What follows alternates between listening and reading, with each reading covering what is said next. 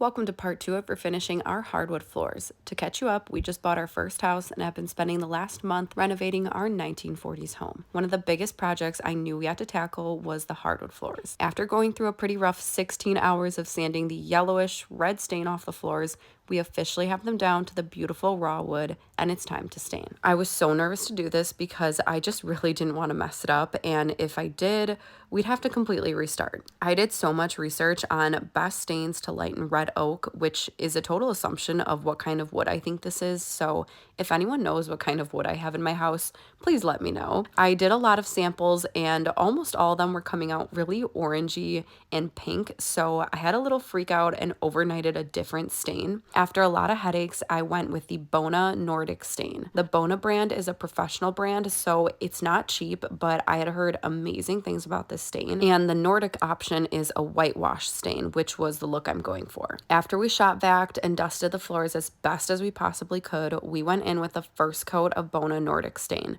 We started by edging the room with the stain brush, and then I went in and started doing the whole floor. To say I was freaking out is an understatement. I had a wool brush that I was using, which is apparently what professionals use, and it definitely had a learning curve to it. The brush would shed a little bit, so I just had to keep picking up some of those shedding pieces, but other than that, it did go on really smoothly. I was just really nervous the whole time and was trying to overlap my coats, keep a wet edge, which is super important.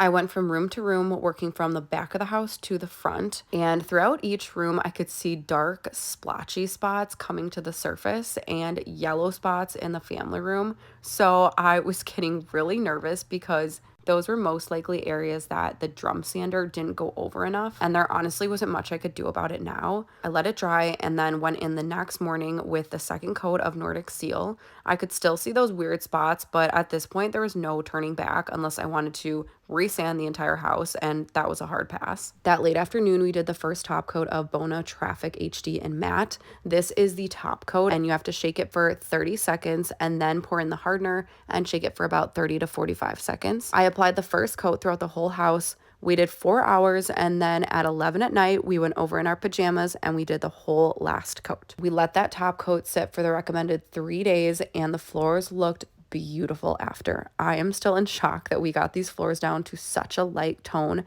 going from this to this. Now, the floors are definitely not perfect. I learned a lot from this project. Being a perfectionist, I was a little annoyed by the patchy spots while I was staining it, but after seeing the full results, those imperfections are really not bad, and I'm so proud of us for taking this on and how amazing the floors look.